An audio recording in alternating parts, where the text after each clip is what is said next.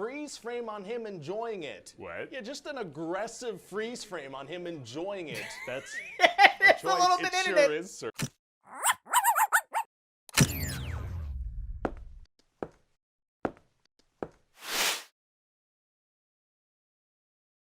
Hey guys, my name's Dan, and this reaction comes from the channel Pitch Meeting. This is Harry Potter and the Prisoner of Azkaban, and it's been a little bit since he's tackled any of the Harry Potter movies, with this being the third one. I'm very excited to see what he has to say about it, because with watching all of these in a row, a lot of nostalgia for me, just reliving all these movies, seeing them all over again, and I was really excited to do that, but then of course with these he always tends to try to ruin the movie for me, but he's not going to do it, not with this one.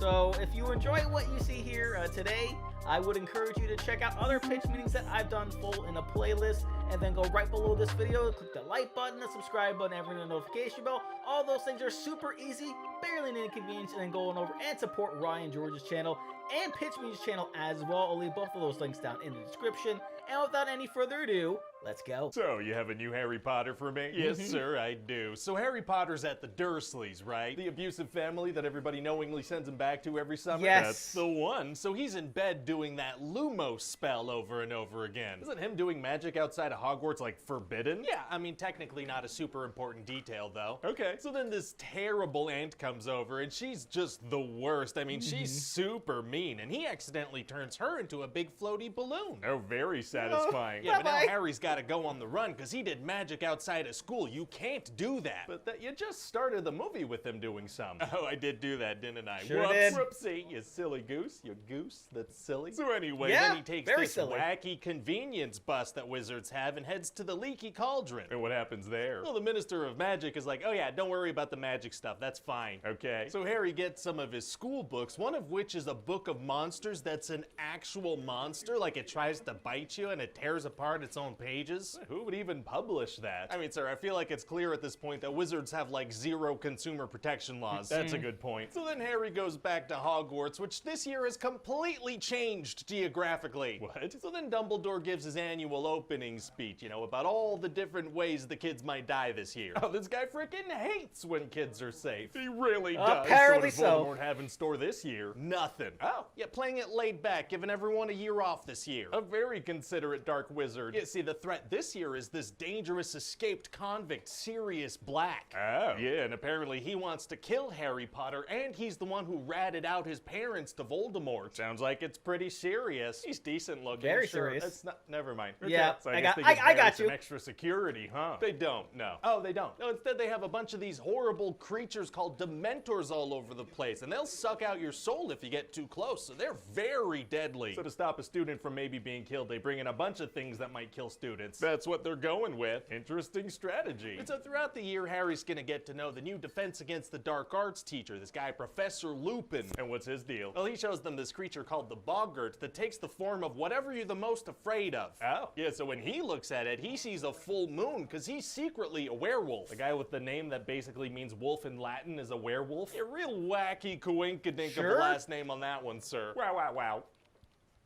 Wow. Wow. So the trick to defeating a boggart is to imagine your fear doing something really funny. Like this one girl's afraid of a giant snake, so she thinks of a giant, unblinking clown. Oh my god, how is that better? Yeah, I don't know about that one, to be honest. Jeez. Yeah, So anyway, a little weird. eventually the Weasley twins give Harry this little map called the Marauders Map. And what does that do? This is friggin' map of Hogwarts that shows you where everybody is. Okay. And then one day Harry sees this name on the map, Peter Pettigrew, but Lupin's like, that's impossible. That guy's dead. Oh, very mysterious. Yeah, very mysterious, and later a dog drags Ron under a tree. Is that related to the plot, or is that just a thing that happens to Ron? Both, technically. So Yes. now Harry and Hermione have to save him, but that tree is the Whomping Willow. Okay, now is that willow that whomps? That's the one, yeah. I thought so. So the Whomping Willow freaking picks up Hermione, sends her spinning around in the air like crazy. Uh-oh. And then as she's whizzing on by, she picks up Harry with one arm and drags him along too. I feel like that would snap her arm. Yeah, no, she's got Probably. super strength for this one scene. Don't worry about it. Oh, okay, I won't. And then she It's launches magic, him into it's this fine. hole under the tree thanks to the superhuman coordination she also has in this scene. Oh, tree holes are tight. Gross. Oh, Sir. yes, so then it they is. end up in this house, and Sirius Black is there. Oh, no. And then Lupin pops out too, and turns out they're buddies. Oh. And they're gonna talk super vaguely for a while to make it seem like they're evil and like they're gonna kill Harry, but they're not. Oh, characters love speaking vaguely right before big twists. They sure do, sir. So then it turns out that Ron's rat, who was always on his lap, was a full-grown man named Peter Pettigrew, aka Wormtail, this whole time.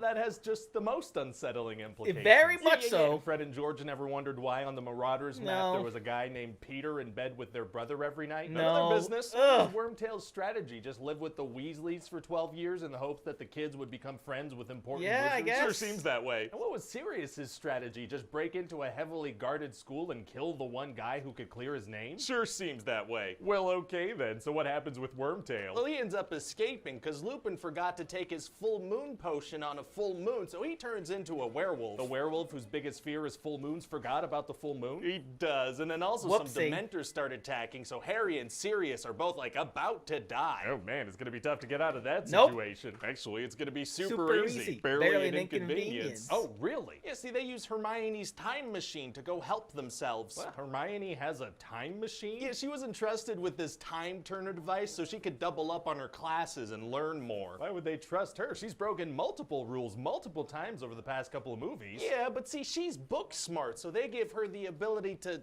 mess with time itself. Wow, well, okay. Well, that's going to be a super helpful device moving forward. No, No.